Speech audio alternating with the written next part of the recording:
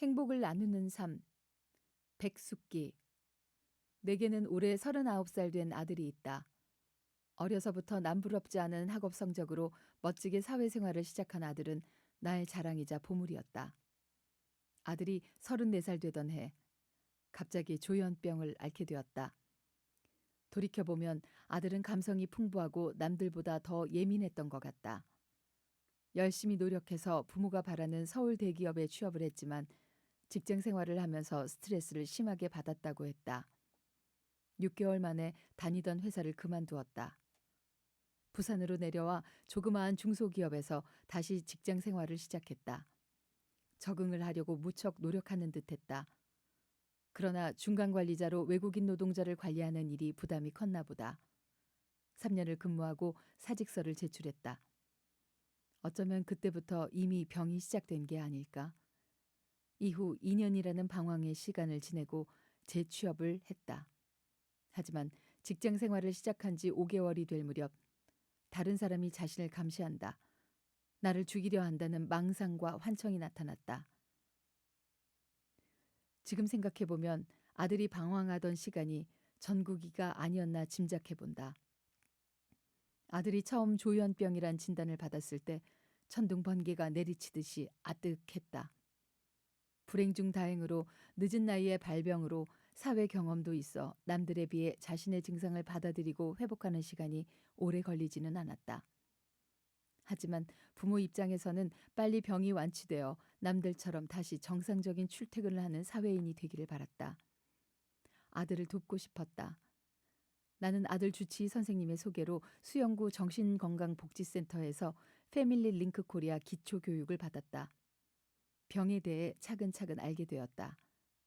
이 병은 회복이 빠르다고 해서 완치되는 병이 아니라 달리기에 비유하자면 단거리가 아닌 마라톤에 가까운 경주다. 아들은 회복하는데 시간이 많이 필요했다. 2015년 2월 지인의 소개로 지역사회 정신재활시설 송구 클럽하우스를 찾았다. 회원과 직원이 파트너십을 통해 회원들의 강점을 찾고 역량을 키워나가는 곳이었다. 다양한 사회재활을 통해 아들이 이곳에서 희망을 발견할 수 있을 것이라는 마음에 설레었다. 아들은 2년 정도 회원으로 활동했다. 회복을 위한 증상 및 자기관리와 대인관계를 위해 꾸준히 노력했다. 일도 다시 시작했다. 주치의 선생님께서 회복이 잘 되고 있다고 했다.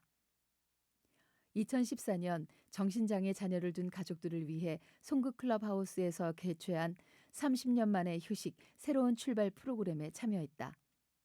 회복 프로그램, 인문학 교육, 의사소통 교육, 정신건강 강좌 및 가족 자조 모임, 가족 상담, 가족 단합회, 가족 워크숍과 같은 교육 등을 통해 내가 회복되어야 나의 아들을 객관적으로 바라보고 지원할 수 있는 힘이 생긴다는 것을 알게 되었다. 2015년부터는 지역사회 정신장애 가족연대 모임이 더욱 활기를 띠게 되었다. 현재 송구 클럽하우스뿐만 아니라 아미정신건강센터, 컴넷하우스 가족들이 함께 자조 모임에 참여하고 있다. 정신장애인이 지역사회에서 건강하게 살아갈 수 있는 사회적 인식 개선과 다양한 복지 서비스가 필요하다.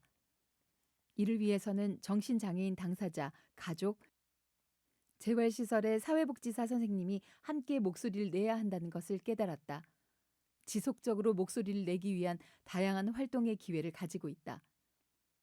예전에는 그저 아들의 행동이 못마땅해서 잔소리를 할 때가 많았다. 그러다 보니 서로에게 상처를 줄 때도 많았다. 요즘에는 그래, 마라톤처럼 길게 보고 가자는 마음의 변화가 생겼다. 교육을 받았기 때문에 이런 여유를 가질 수 있다고 생각한다. 정신장애는 마치 희망이 바로 앞에 와 있는 것 같지만 이내 또 무너지고 또다시 희망의 끈을 향해 나아가는 연속의 과정인 것 같다. 하지만 소소한 일상 속에 마음을 다잡는 경우도 많다. 작년 겨울 딸 내외와 함께 총 10식구가 거제도 여행을 갔다. 아들은 사위들과 다트게임도 하고 조카들과 함께 놀면서 행복해했다. 그래, 바로 이게 행복이구나 라는 생각이 들었다. 나는 요즘 넥타이를 메고 회사에 출근하는 아들의 모습을 기대하기보다는 소확행처럼 일상에서 가족들의 건강, 좋은 관계 속에서 행복을 느끼고 찾으려 한다. 무엇보다 아들이 환하게 웃을 때 그것만으로도 감사하고 행복하다. 이전에는 나의 삶이 답답해서 교육을 받았다. 지역사회에서 정신장애 자녀를 둔 가족 프로그램에 5년간 참여하다 보니 이제는 내 주변에 어려움을 겪고 있는 가족들을 돌아보게 된다. 현재는 송가클 클럽하우스 가디언스 클럽 부회장을 맡고 있다. 지역사회에 있는 정신장애 자녀를 둔 가족들에게 가족 교육과 모임이 얼마나 중요하고 필요한지 알리며 행복을 나누는 삶을 살아가기 위해 노력 중이다. 지나간 아픔의 시간을 통해 아들이 나를 성장시켰다.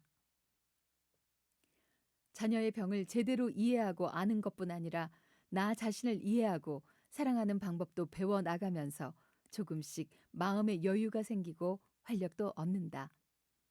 지난날 아들에 대한 걱정과 고민으로 모든 짐을 내가 지고 가려고 했던 부담에서 벗어나 한 발 물러서니 삶이 풍요로워졌다.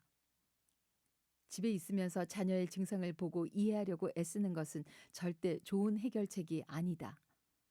오히려 부모가 자신의 삶에 집중하며 건강하고 독립적으로 살아가는 것이 자녀에게도 부모에게도 도움이 된다는 것을 깨닫고 실천하고 있다. 몇 년 전부터 동네 주민자치센터에서 운영하는 댄스 스포츠를 하며 취미 활동도 하고 있다. 열심히 운동을 하고 땀을 흘리고 나면 삶의 활력도 생기고 아들을 바라보는 내 마음에도 조금 더 여유가 생기는 것을 경험한다. 앞으로 송국 가디언 클럽처럼 지역에서 정신장애를 가진 자녀로 힘들어하는 부모님들의 모임이 더 많이 생기길 바란다. 비슷한 아픔을 나누고 함께 울고 웃으며 이야기하는 시간이 부모에게는 꼭 필요하기 때문이다. 비슷한 고통이 있기에 함께 마음을 나누는 소중한 시간이 때때로 흔들리고 약한 우리들의 마음에 면역성을 키워주리라 믿는다. 씨앗이 기다림 속에 열매를 맺는 것처럼 결코 늦다고 초조해하거나 남들과 비교하며 우울해할 것이 아니라 기다림 자체가 진정한 행복으로 가는 길임을 확신한다. 오늘 여기서 우리에게 주어진 삶의 소소한 행복을 누리고 주변 사람들과 행복을 나누며 걸어가기를 희망한다.